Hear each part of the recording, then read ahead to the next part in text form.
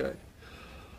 I'm Stuart Bevis, Acting Fire Marshal of the Wichita Fire Department. I wanted to talk with you this morning about the apartment fire that we had last night. At about just before 8 p.m., crews responded to the report of an apartment fire in the 700 block of North Country Acres, basically the corner of, in the area of Central and Ridge. First units on the scene encountered significant fire coming from one apartment. They initiated a second alarm to get additional crews there. After a pretty prolonged battle, they were able to get the fire under control, but not before there was significant damage to one entire building, especially the upper floors, involving 3 apartments for sure. During this incident, and people were evacuated, we did have one civilian who reported a medical condition. It was not directly related to the fire, but they were treated on the scene but refused service for just a medical condition, basically due to the excitement and the situation of the fire. During the firefighting, our crews were pretty aggressive trying to stop it from spreading to the additional parts of the building. And during those activities, we actually had 8 firefighters with various levels of injuries. Luckily, none of them were very severe. Several minor burns and muscle pulls. 4 of those firefighters were taken to the hospital for treatment, but were released pretty much right away. At this point, the fire investigation unit they were able to get in and do their job.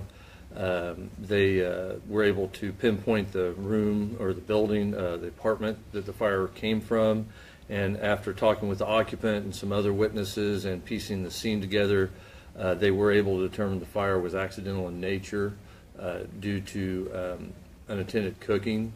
The occupant had left after cooking, and apparently there was an issue where the stove remained on, and the fire patterns all came from the stove. Unfortunately, this apartment is an older apartment building, and there is no real sheetrock in the apartment. It's a lot of wood paneling on studs, and so we have no fire stopping. So once the fire got going, it was able to get into the structure and had a significant head start before crews got there. We did estimate the damage at about $650,000 to structure and $100,000 to contents.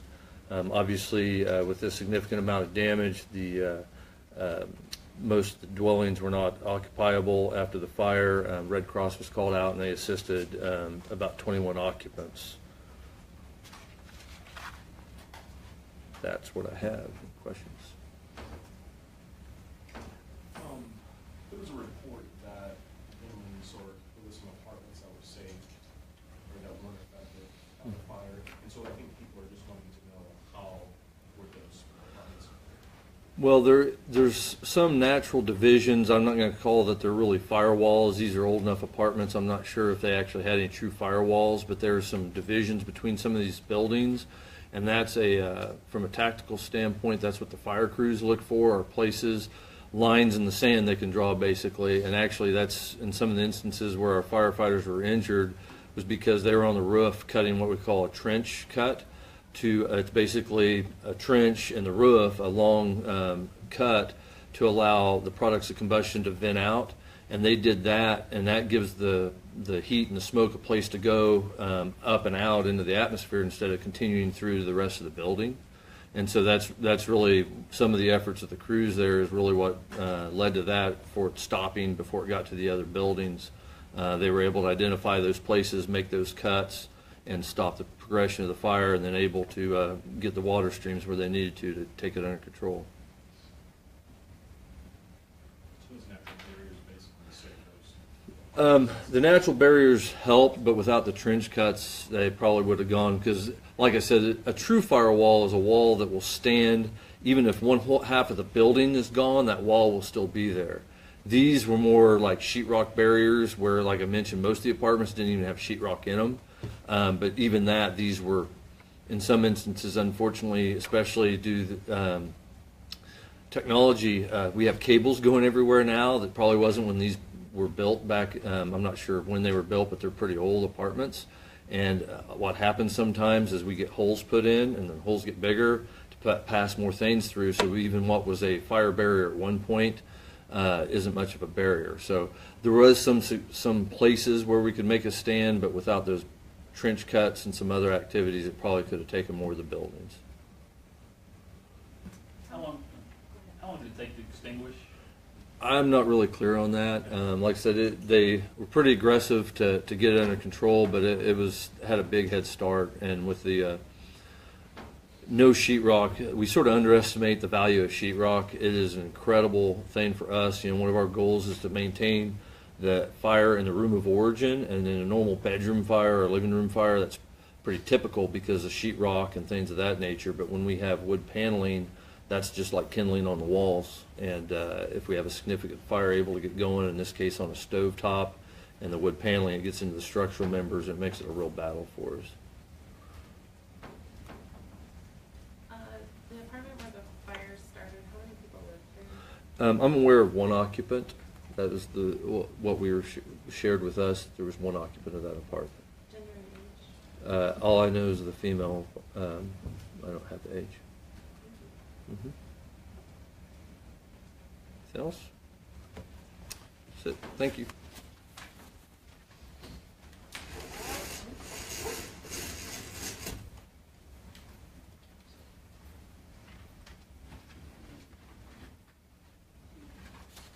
All right, good morning, everybody. We have one Interwatch item to go over, but before we do that, we wanted to let everybody know that the correct number of homicides is now 16. This number includes the unborn child of Miss Bland from the Glendale homicides. So the correct number is 16 current to date.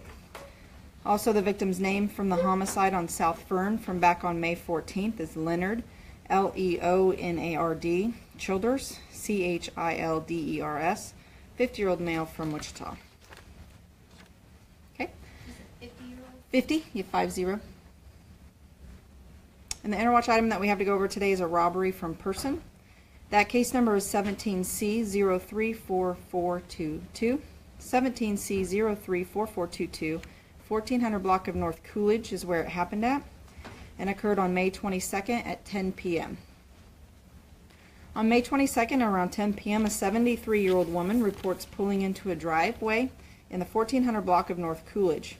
She was approached by an unknown suspect armed with what she thought that was a shotgun. The suspect demanded money from her and her purse. However, she did tell him that she did not have those things. The suspect left running westbound from the incident location, was not located in the area. There was no loss from this incident. The suspect is being described as an unknown race male, approximately 5'6" to 5'8", thin build, wearing a black hooded sweatshirt, black pants, and had a mask or a scarf over his face, carrying what appeared to be a shotgun. We are asking anybody with information on a possible suspect to contact Crime Stoppers, and we're also asking anybody who might have been in the area and possibly saw the suspect walking around to contact the police department.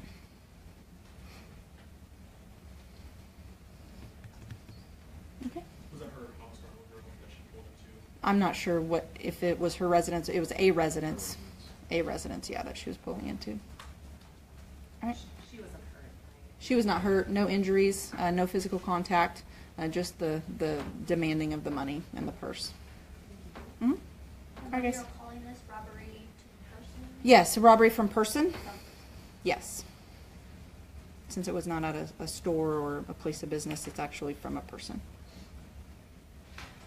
Okay, guys. Thanks. Have a great day.